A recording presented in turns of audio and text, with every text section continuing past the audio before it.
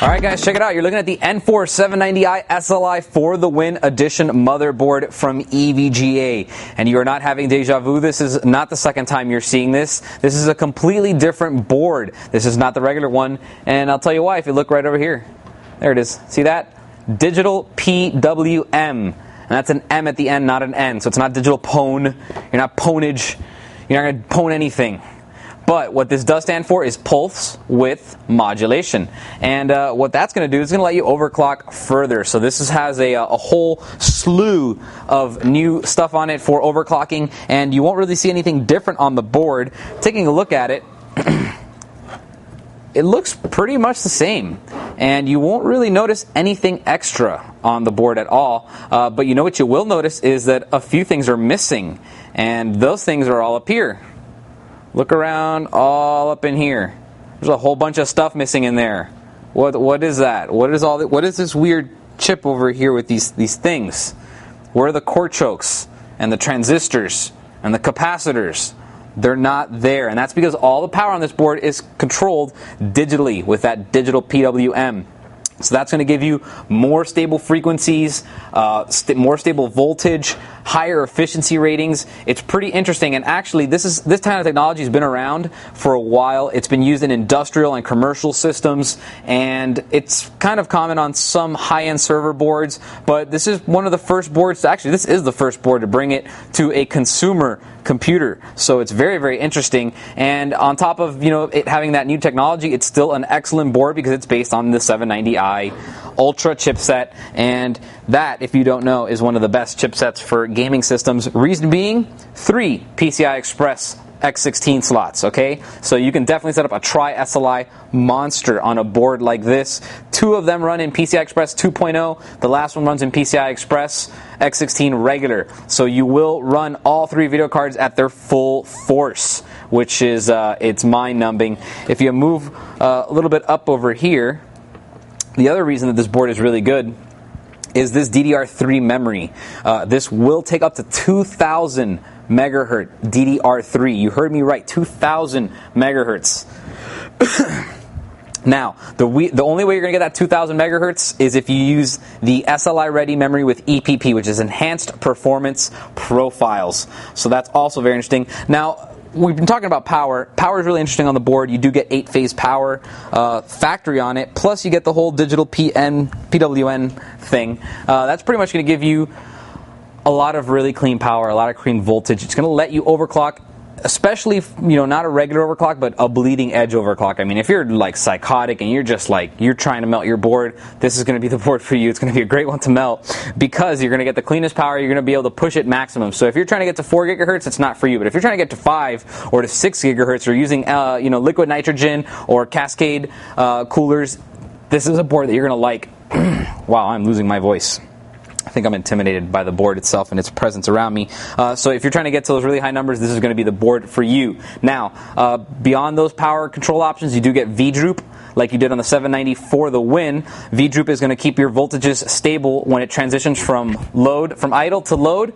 V-Droop would kind of drop it a little bit on the high end. And that's bad because if you need that voltage to get your overclock to work properly at that high frequency, well, at that last second when it drops it a little bit to protect it, you're going to kill it. And pretty much EVGA knows that you're going to be getting a better CPU cooler, and you're going to have an awesome power supply that provides very good clean power, and you don't really need that V-Droop control. What you do need is that maximum voltage as you transition from idle to load, and you need that to keep your system stable with a fast overclock. So that's why they provide you with V-Droop control. Now, in case you don't really know about the 790i in general, I'll give you like a 790i overview as quickly as I possibly can. So let's go real quick to the board, I guess. Starting off up here, socket 775. It is going to support 1600 megahertz frontside bus and up, no problem. 45 nm Yorkfield and Wolfdale cores, no problem. 8 gigabytes of DDR3 will be there. You can use 1333, 1066, 1600, 1800, 2000 if you use the EPP RAM that's SLI approved.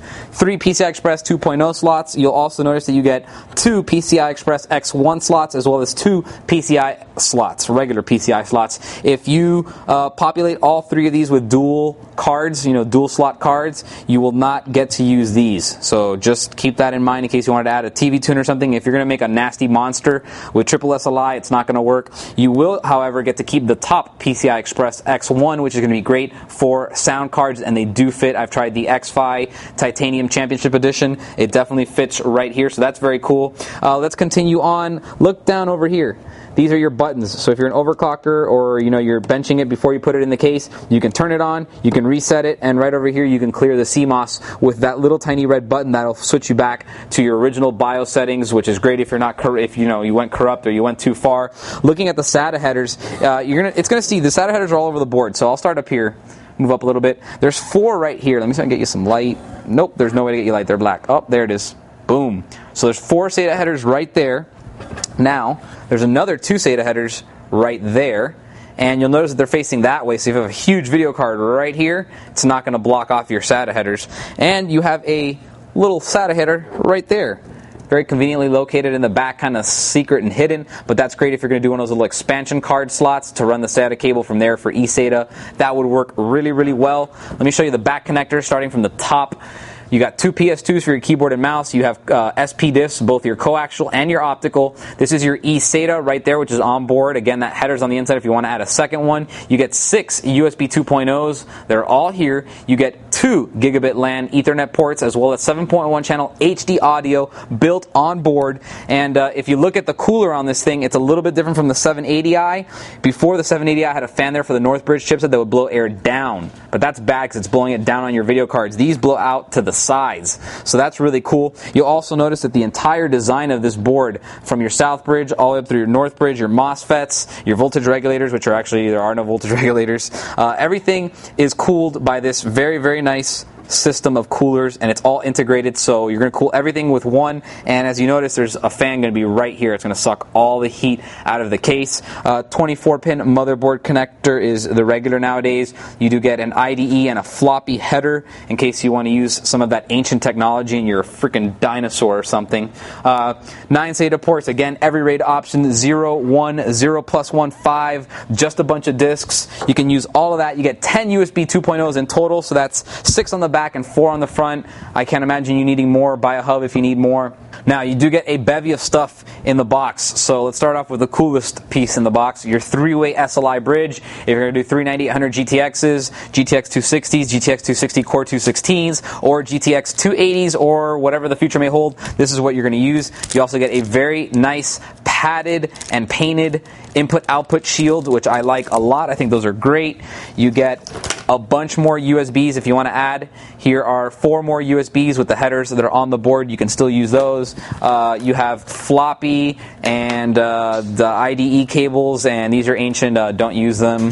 And let's see, what else do you get? You get a very nice Firewire, a little adapter there. You also get these Molex to SATA add-ons or adapters, I don't know what you want to call them, but pretty much if you have old power supply, you'll be able to use your SATA hard drives.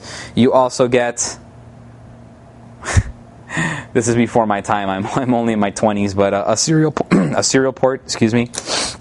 You also get a regular SLI bridge if you only have 2 cards, and a driver disc, instructions, a huge manual, even more instructions, and you get a smile. That's it. That's what's in the box. Let me talk to you about something special too. EVGA. I like EVGA. They're an awesome brand. 3 reasons. 90-day step-up program. If something new comes out, they'll let you step up.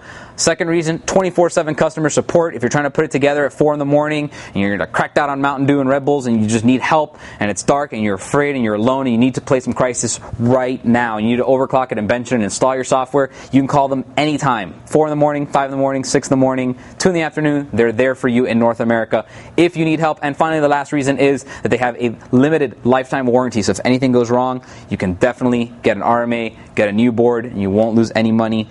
If something dies after a year, you're like a year and 1 day, and it just kaput. What do? Hey, lifetime, okay? Fantastic. So, great product. The EVGA 790i SLI for the Win Edition Digital PWM. is what this is. If you have any questions on it, email me. I will see you guys next time. The EVGA Enforce 790i SLI for the win motherboard with digital PWM is available from the retailers listed here. Or if you want more information, you can type in E145-2044 into any major search engine. For Computer TV, I'm Albert.